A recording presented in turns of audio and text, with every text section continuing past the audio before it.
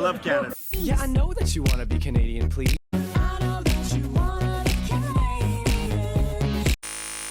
Well, okay, maybe you have seen the ad.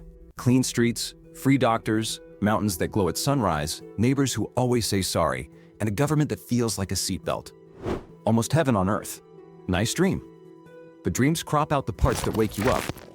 This is Canada without the filter. Broken justice system, crime, gang violence, immigration loopholes, drug crisis, homelessness, high taxes, and more. And if you think that's bad, wait till you hear some really unbelievable stories. We made this video combining research and interviews of over 1,000 Canadians and immigrants. Some of what you're about to discover is so shocking you'll think it's a developing country. Stick around for that. Before we dive deep, please support our independent journalism work. Tap like and subscribe. Let's start where the pain is loudest. Homelessness. Refugees. Shelters on overflow. People sleeping rough while hotel rooms turn into emergency beds.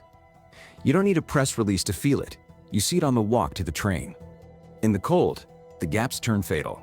Canada records more than 125 cold-related deaths per year, and majority are homeless.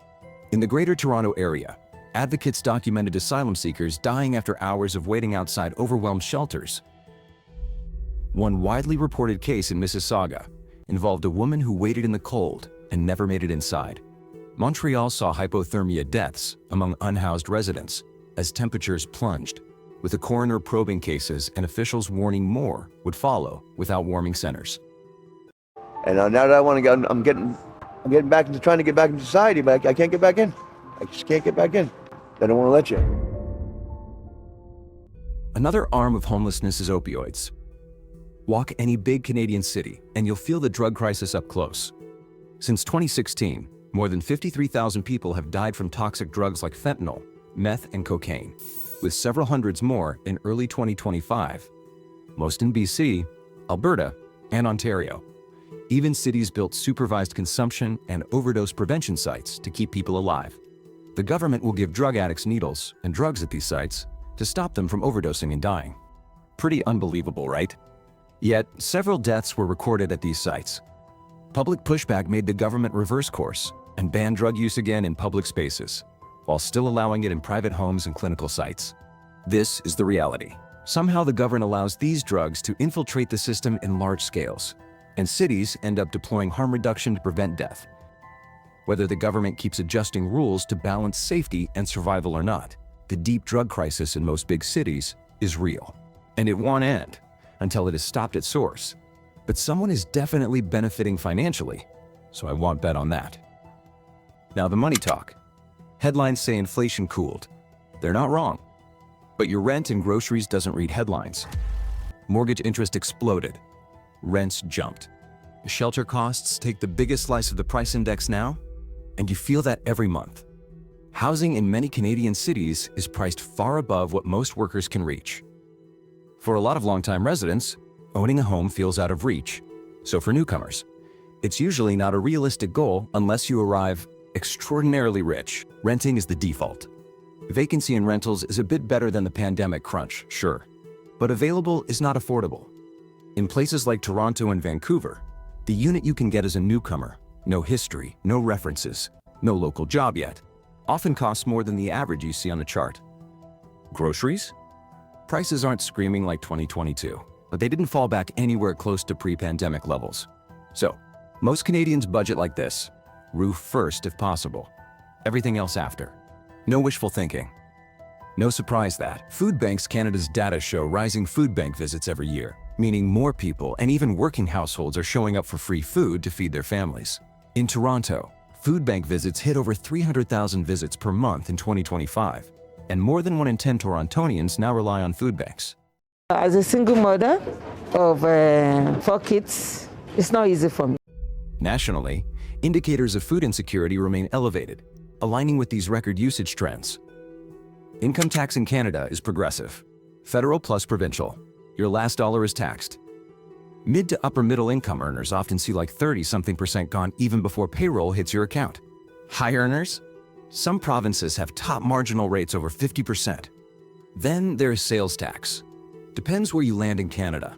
Ontario charges 13% on most purchases. Only basic groceries are 0%. Other provinces mix and match. But here's the rule of thumb. If it's not a staple, expect another big tax. Income tax is taken from your check. Sales tax hits you when you spend. Different hits. Both real. You do the math. Okay, let me help. If you are lucky to make $100,000 in Canada, it means about 50% of it goes straight to the government because of the double hit of income and sales taxes. Yeah, pretty incredible. Now the part you feel in your chest, not your wallet. Crime. On paper, Canada is safe. Homicide rates are low by North American standards and trending down. But averages don't comfort you when bullets show up on your block. Police data say gun crime dipped a bit from recent highs, but it's still higher than the calm years a decade ago. Gangs still drive a lot of the worst stories. Some neighborhoods carry more risk than others. Gunfire erupted in downtown Hamilton overnight, with upwards of 80 shots being fired. 3 people were sent to hospital with serious but non-life-threatening injuries, and police are still looking for the suspects. Oh my God! No, what did you see? Wait, what did you do? I didn't know where he was. So when they locked us up in the back, I just was terrified.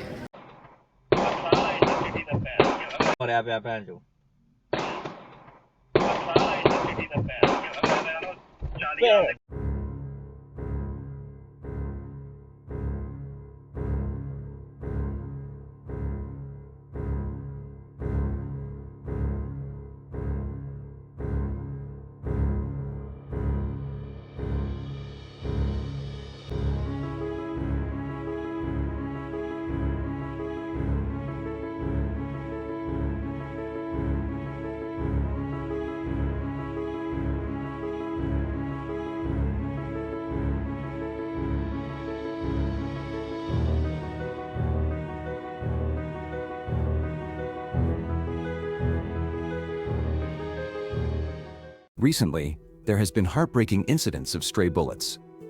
Fresh arrival from Ghana, having a walk in North York, killed. A child hit while sleeping in his mother's arms. No words that can capture the pain of losing a child in such a horrific and senseless way. This young boy should have had his whole life ahead of him.